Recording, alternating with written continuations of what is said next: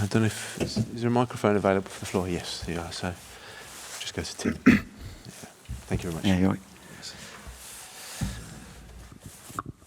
Hi, Lee. How's it going? You okay? Can we get your thoughts on the performance? Did you get the response you were looking for after Thursday night? Yeah, I think ultimately we've won the game, 3-1, scored 3 good goals. It was a shame that we couldn't keep a clean sheet. The fact that I'm still not, I don't know the players that well yet in terms of the way the team reacts to a defeat and a setback. So I was thrilled to the way that they responded. It's a great sign of a good team when they do suffer a setback and they come back so strongly. In terms of, I thought we really dominated the game, created some good chances, scored some really good goals. It's just a shame we couldn't have kept a clean sheet. You've just said in an interview that this job deserves a world-class manager who's won trophies, and you're still on the path to that. Yeah. Does that mean you feel that the long-term job is too soon for you? Definitely not. I think I tried to make it as clear as I could. Anytime we speak like this, my remit was for 3 camps, the Nations League. The point I was trying to make is that it's one of the top jobs in the world. Obviously I'm not part of the process, but it deserves a top coach. The players that we've got available, you've got a real chance of winning. So that was the point I was making. Jack Grealish had a point to prove after the summer. Can we just get your thoughts on how he's gone about that, his performance tonight, and how you're getting the best out of him? And also, he said that he believes you're a top manager and he absolutely loves playing for you. What does that praise from him mean to you? Well, first of all, I don't think Jack had a point to prove. I think Jack's CV speaks for itself. The amount of trophies that he's won, the club that he's playing at, the importance of him, and how important he is to the team. It was a privilege for me to be able to pick him. The way he's played in the games where he's been involved in has been outstanding. It was a shame that he wasn't available for the Greece game, but like we spoke about yesterday, we didn't want to take any risk with him. But he's a top player, and he's also a great person. He's infectious throughout the squad, so important to England, and it's just good to see him playing well and enjoying his football. Hi Lee. Trent Alexander-Arnold played at left back today. Just what you've made of him this week since you've been interim head coach and his performance tonight? Yeah, I think Trent, no surprises in terms of the quality that he's got, the areas of the pitch we can get him on. We were always going to be trying quite creative with that in that left-hand side because of the amount of players that we've got. I think Trent's applied himself really well over the last 2 games. I think he's got 3 man of the matches now in 4 games, is it? So he's brought his Liverpool form into international football, and that's brilliant to see. And just on what you said about you're on the path to being a world-class coach, do you think you'll be able to do that well in the role? Well, I think it's I've done one thing, which is winning the 21s Euros, which was a great achievement for the players and the staff. I'm finding this job a challenge in a good way. It was really disappointing the other day against Greece to concede a goal in the last, whatever it was, and to lose the game. It's not something that I'm used to doing with England. In the past we've won so many games, and losing games is not something that I enjoy doing. Yeah, thanks. Hi Lee. How's it going? You just said that you're not part of the process that the FA do. Once your initial interim spell ends, do you expect or want to be part of the process after that? Well, I speak to John McDermott every day. We spend a lot of time together. I definitely don't think it's something that I should be involved with. My role is quite clear in terms of, I've got 2 titles at the minute: interim senior manager and under 21 head coach. So I'm really lucky with the support that I get at the FA from all of the people that work above me. I'm very lucky with the bosses that I've got. I feel well supported and privileged to be in this position to be able to coach the senior team. Cheers, Matt. We'll go down to Tom Barkley here, and then we'll go to Ian at the back. Thanks.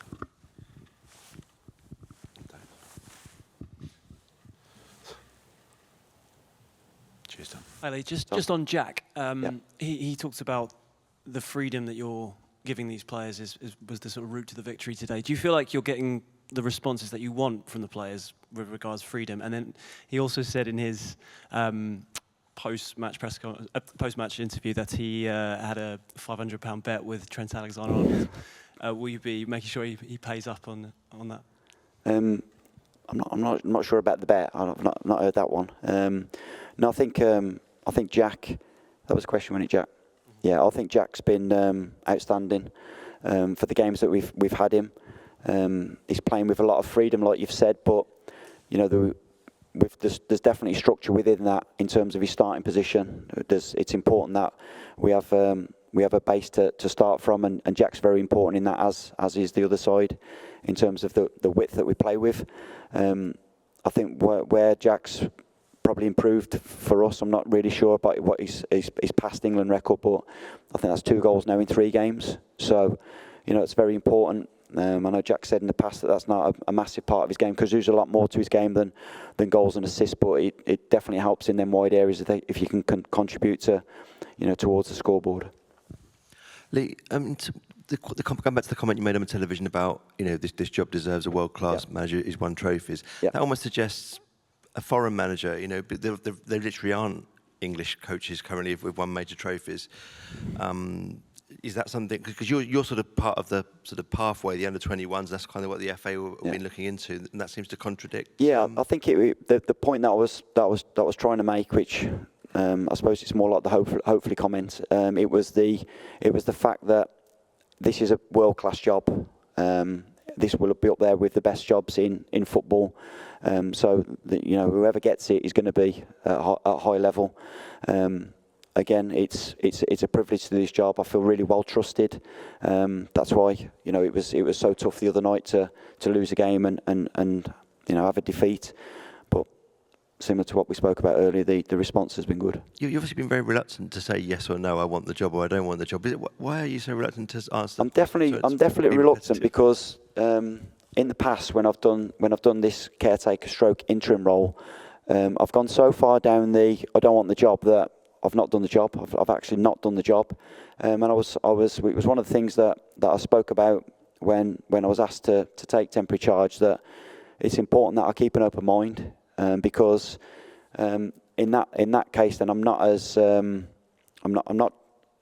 being reckless with my decisions. I'm thinking thoroughly about how the team should play, the squad I should pick, which is a challenge because you know, squad selection is very, very difficult. The amount of players that we have to leave out and what we've got available for us, and I've got another camp to do that now. So it's just a shame that we can't play Greece next week. It's been a real challenge this camp because of the duration of it, the amount of contact time we've had with the players, coming off the back of their 2 games a week that they've had for the last month, and obviously next month's going to be the same. So again, you know, the monitoring starts again next Saturday. Watching the players and getting the squad together. Sorry. Hi Lee, congratulations on the win. Thank you. You've spoken about being open-minded. A lot of people have taken your comments on ITV, and I'm sure you're bored of questions about this by now, as that you're effectively ruling yourself out. Is that the wrong assessment? Yeah, definitely. I think it's, like I say, it's important that I do the best that I can. It's a privilege to do this job. I feel well trusted. It's a great job. And you know, whoever gets it will be fully deserving. And when it comes to next month, after the September camp, it seemed like your mind was straight onto it. You were planning personnel change and everything. Have you already thought ahead to that? Yeah, definitely. I think it's, you know, I'm constantly thinking about the squad, the team, the form of the players, who's playing with who do I think can play together. You know, I've watched the Greece game back twice now, and I've almost got to put that to bed now and watch this game. There was a lot of positives to take from tonight.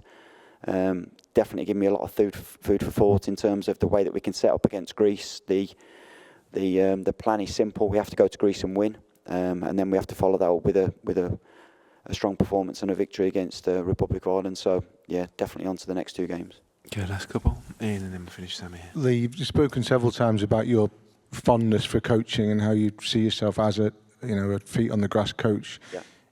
Does it frustrate you that you just don't really get the time to do that in this role? Yeah, it's something that I'm used to. I know we spoke about it before, but I coach every week. It's probably not at the level that I'm coaching at here, but it's important that I didn't want to be a coach that coached for England, but was that got worse at coaching throughout my duration. So it's important that I'm constantly thinking of new ideas, different ways of playing. I'm really lucky at the Strachan Foundation that they give me that, they afford me that chance to do that and to try things. And yeah, but obviously, like everyone, I miss the day-to-day coaching. I miss being around players. But yeah, it's something that I've got used to. With the greatest respect, that kind of makes me think that, in a way, this job is not a job for someone like you who is obsessively fond of coaching. It's exactly the same. Well, not exactly the same. It's almost the same as the 21s. We're on the same duration in terms of camps. So nothing really changes the way that I see that. And finally, are you finding that we're going round and round and round with this subject of you and what you want and what you might do? Is it wearing you down at all, this constant conjecture about what may happen? No, and I can definitely understand why you would be frustrated by it. Definitely, I can understand that, because, like everyone, clarity is what everyone's looking for in this process. I think it's important that my remit was really clear in terms of the 3 camps. I'm not someone that's constantly saying to John, "Can I have an update? Can I have an update?" Because the job's difficult enough as it is in terms of currently. So yeah, I'm quite comfortable in that respect. But yeah, I can see it is why you would be frustrated. Finish with Sammy here. Cheers. Hi, Lee. Can I just go, quick question on the goalkeeper? Obviously, Jordan Pickford didn't play Yep. tonight. Pretty big decision given his standing in the squad. Can you explain your reasoning for that, please? Yeah, so with all of the players, it was important that when they come on camp, they feel that they've got a chance of playing. It was always the case that we were going to make a change, whether it be the first game, or the second game. So no slight on Jordan. We're very lucky that Jordan's been so consistent for England. Dean's playing well at Palace, as is Nick at Newcastle. So we've got really challenging positions for places. Aaron Ramsdale as well is doing well. So yeah, there's definitely a lot of food for thought. Thank you, everyone. Cheers. Thanks, guys.